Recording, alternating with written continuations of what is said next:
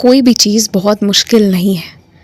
तुम्हें हमेशा ये डर लगा रहता है कि कोई भी मशीन तुमसे गड़बड़ हो गई, टूट गई तो क्या होगा, या फिर उसमें खराबी आ गई, आग लग गई, कुछ ऐसा धमाका सा हुआ तो क्या होगा।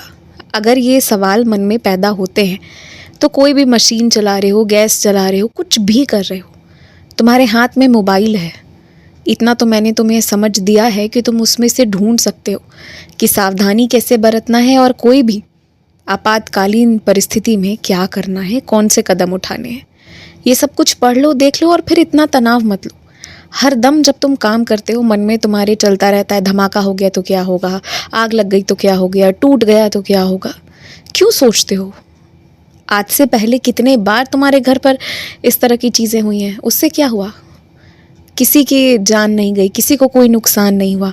हाँ, थोड़ा आर्थिक नुकसान हुआ बस, जिससे तुम निकल गए, दोबारा मशीन आ गई। तो वही चीज़ है, इतना सोचना ही नहीं होता है जिन चीज़ों के बारे में, उस पर खूब सोचते हो तुम।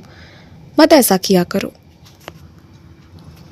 तुम्हारे मन में जिस देवी की पूजा करने की बात आई है ना, वो अपने आप नहीं आई है, क्योंकि तुमने कुछ मांगा था और उसके जवाब में तुम्हारे मन में ये विचार आए हैं। तुम्हें अपने इस हृदय की आवाज़ को सुनना चाहिए और इसका पालन करते हुए तुम्हें जो पूजा या जो व्रत करने की इच्छा है वो तुम्हें कर लेनी चाहिए। थोड़ी मेहनत लगेगी, एक दिन की थकान होगी, लेकिन करो, शांति से करो। मेरे पास आकर, आज बैठकर एक समय पर एक चीज़ मांगना, और आज से 9 दिन तक ध्यान से समय देख लेना, सुबह या शाम का, और उसी वक्त रोज़ एक एक दीपक लगाना। और जो मांगना चाहते हो रोज़ उसका जिक्र मेरे सामने करो या ना करो, एक दीपक लगाकर बस प्रार्थना कर देना।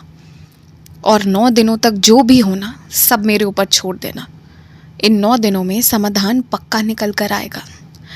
और जब ये 9 दिन तुम मुझसे ये एक चीज़ की मांग करोगे, तब अन्य किसी चीज़ पर तुम्हें ध्यान नहीं देना होगा। एक समय पर सटीक होकर एक चीज़ मांगो मुझसे, और एक एक करके अपनी हर मुराद तुम इसी तरह पूरी करते जाओ। मन में स्पष्टता ले आना, तुम्हें कैसी चीज़ें चाहिए, क्या उसका समय से कोई बाध्यता है, कुछ भी है, छोटी से छोटी चीज़, उसकी छोटी से छोटी बात, जो भी तुम्हें चाहिए एक सही तरीके से मुझे बताना। अब लिखकर बताओ या सामने बैठकर बताओ, या लिखी हुई चीज़ को मेरे सामने पढ़कर बताओ, पर स्पष्टता होनी चाहिए।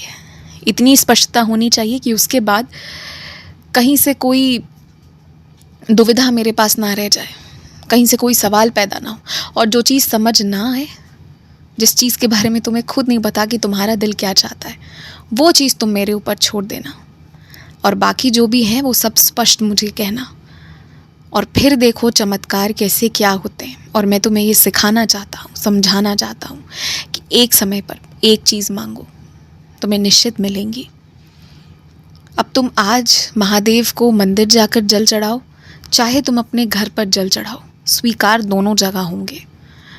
अफसोस मत करो कि तुम किसी जिस मंदिर का सोच रहे थे वहाँ तक नहीं पहुँच पाए, इस बात का अफसोस मत करो।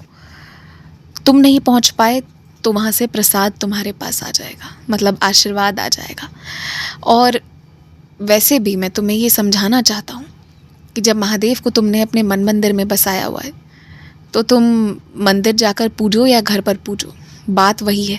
बस सच्ची श्रद्धा होनी चाहिए और सच्चाई होनी चाहिए कर्मों में। खूब खुश रहो। आयुष्मान भव।